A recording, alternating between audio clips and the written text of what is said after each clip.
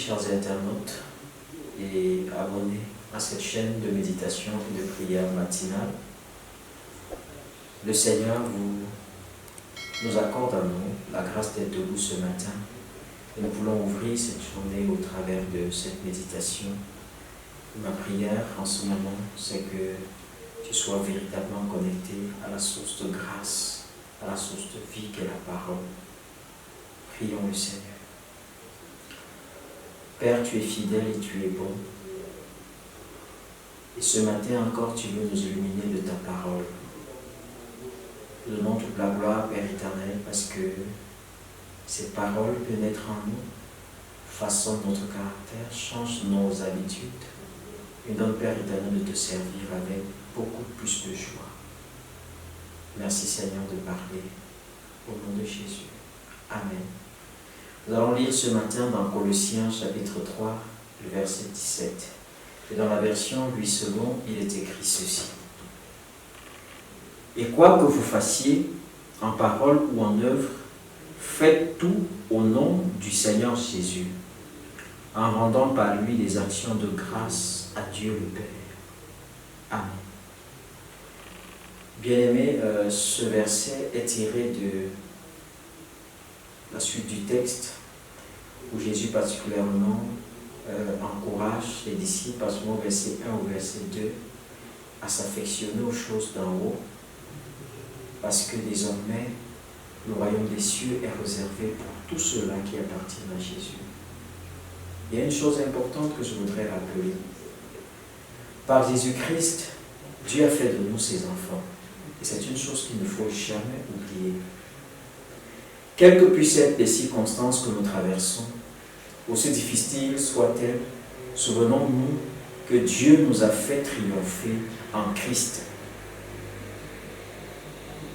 N'est-ce pas une grande consolation de le savoir? C'est, nous sommes tous éprouvés et affligés d'une façon ou d'une autre. Ceci n'a probablement échappé à personne. Néanmoins, le Seigneur nous a offert un sujet de grande joie. En lui, nous possédons une espérance vivante.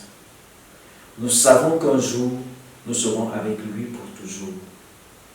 Mais en attendant d'être avec lui pour toujours, il nous exhorte à faire toutes choses au nom de Jésus-Christ. Que ce soit en parole, que ce soit en action, toute chose doit être faite au nom de Jésus. En d'autres termes, cette parole nous invite à faire toutes choses comme pour plaire à Dieu, comme pour lui être agréable, avec le mandat qu'il nous a donné en tant que les enfants de Dieu et aussi en tant que ses frères. Parce que la Bible dit de nous que nous sommes les frères et co-héritiers de Christ.